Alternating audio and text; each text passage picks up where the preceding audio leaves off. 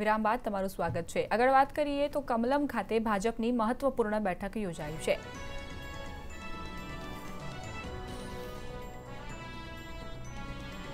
હાર્દિકે સમાજને છેતરવાનું કામ કર્યું છે તેવું વાઘાણી કહી રહ્યા છે। વિસ્તરણ કરવું કે નહીં તે અંગે સસ્પેન્સ યથાવત છે। હાર્દિકનો એજન્ડા હવે સામે આવશે તેવું વાઘાણી કહી રહ્યા છે। સાથે જ જીતુ વાઘાણીએ કહ્યું કે હાર્દિક સમાજને છેતરવાનું કામ કરી રહ્યા છે।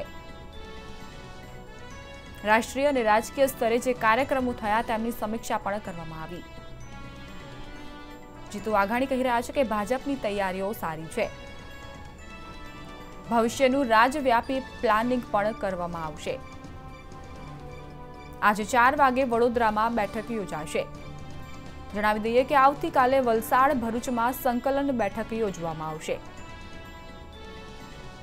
નવસારીમાં પણ બેઠકનું આયોજન કરાયું છે। 9 માર્ચના રોજ રાજકોટ અને સુરેન્દ્રનગરમાં મહત્વપૂર્ણ બેઠક યોજાવાની છે। ઓમ માથુર, જીતુ વાઘાણી, ભીખુભાઈ સહિત મોટા નેતાઓ અહીં હાજરી આપશે। જણાવી દઈએ કે આજે 4 વાગે વડોદરા ખાતે મહત્વપૂર્ણ બેઠક યોજાશે।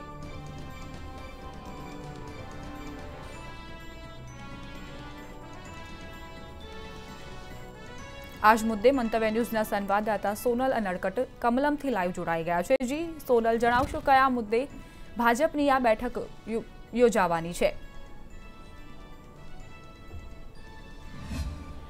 जी, अमे अत्यारे कमलम खाते छीए अने हमणां थोड़ी वार पहला ज भाजपनी जे बैठक योजाई हती प्रदेश प्रभारी ओम माथुरनी अध्यक्षतामां ते थोड़ी वार पहला ज पूर्ण थई छे अने त्यारबाद प्रदेश अध्यक्ष जीतू वाघाणीए मीडिया साथेनी वातचीतमां जणाव्युं हतुं के आजनी जे बैठक थई हती तेमां मुख्यत्वे अत्यारे जे अगाऊ राष्ट्रीय स्तरे जे भाजप तरफथी कार्यक्रमो आपवामां आव्या हता तेनी चर्चा अने समीक्षा करवामां आवी हती अने साथे साथे लोकसभा चूंटणी ज्यारे नजीक छे अने प्रदेश प्रभारी ओम माथुर अत्यारे गुजरातना प्रवासे छे तो तेमना प्रवास दरमियान आगामी दिवसों में आगामी 3 दिवसों में राजकोट, सूरत, वडोदरा, नवसारी सहितना जे लोकसभा बैठकना विस्तारों छे त्यां प्रदेश अध्यक्ष जीतू वाघाणी अने ओम माथुर जे प्रभारी छे तेमनी अध्यक्षतामां नानी एवी बैठको नानी समीक्षा बैठको थशे, चर्चा थशे, संकलन बैठको थशे अने त्यारबाद चौथा दिवसे जे छे ते जे मोर्चाना नेताओ छे अने प्रदेशना नेताओ छे ते तमामनी एक साथे मोटी बैठक जे छे ते प्रभारी ओम माथुर अने जीतूभाई वाघाणीनी अध्यक्षतामां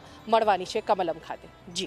जी सोनल, 2019 ની ચૂંટણી નજીક આવી રહી છે ત્યારે ભાજપ એક્શનમાં આવી ગયું છે, પરંતુ આગળની તેમની રણનીતિ શું હશે તે વિશે મીડિયા સમક્ષ તેમણે કોઈ ચર્ચા વિચારણા કરી કે કેમ? આગળની રણનીતિ સંદર્ભે તો જીતુ વાઘાણી તરફથી કોઈ ચોખવટ કરવામાં આવી નથી, પરંતુ અત્યારે જે સૌથી વધુ ચર્ચાતો મુદ્દો છે અલ્પેશ ઠાકોરનો ભાજપમાં જોડાવા મુદ્દે, આ મુદ્દે તેમણે ચોખવટ કરવાનું તો જો કે ટાળ્યું હતું, પરંતુ ગોળ ગોળ એવો જવાબ આપ્યો હતો કે ભાજપ જે છે તે નરેન્દ્રભાઈ મોદીના નેતૃત્વવાળી પાર્ટી છે અને જે કોઈ પણ વ્યક્તિ મોદીનું નેતૃત્વ સ્વીકારીને ભાજપમાં જોડાવાનું પસંદ કરે છે તો અમે તેને આવકારીએ છીએ। આ તેમનો જવાબ હતો અને તેમણે એવું પણ કહ્યું કે તેમને એ પણ પૂછવામાં આવ્યું હતું કે ઓપરેશન આવું કોઈ જે અત્યારે કહી શકાય કે દરેક વખતે ઇલેક્શન નજીક આવે છે ત્યારે દરેક પાર્ટી એક ઓપરેશન પાર પાડતી હોય છે સામેના પક્ષના ઉમેદવારને તોડવાનું, તો આ સંદર્ભે તેમણે એવો ખુલાસો કર્યો હતો કે આવું કોઈ જ ઓપરેશન હોતું નથી, પરંતુ જે તે વ્યક્તિ છે તે પોતે નક્કી કરતી હોય છે કે તેણે અન્ય પાર્ટીમાં જોડાવું છે કે કેમ। અને ભાજપ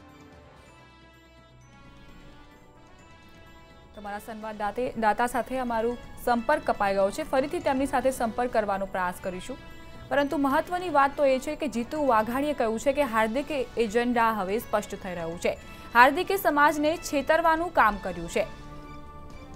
રાષ્ટ્રીય અને રાજકીય સ્તરે જે કાર્યક્રમો થયા તેમની સમીક્ષા હવે ભાજપ કરશે।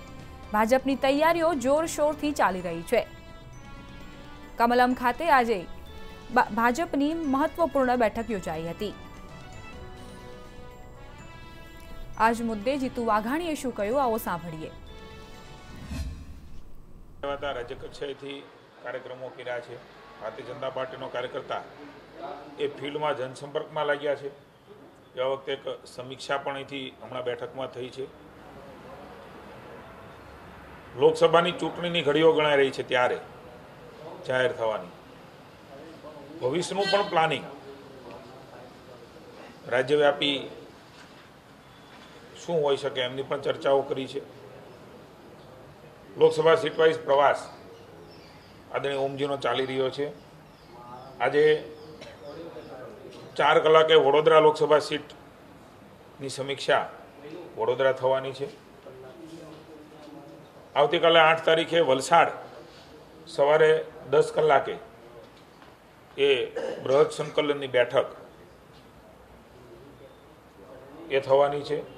નવસારી આવતીકાલે 3 વાગે લોકસભાની બેઠક થશે।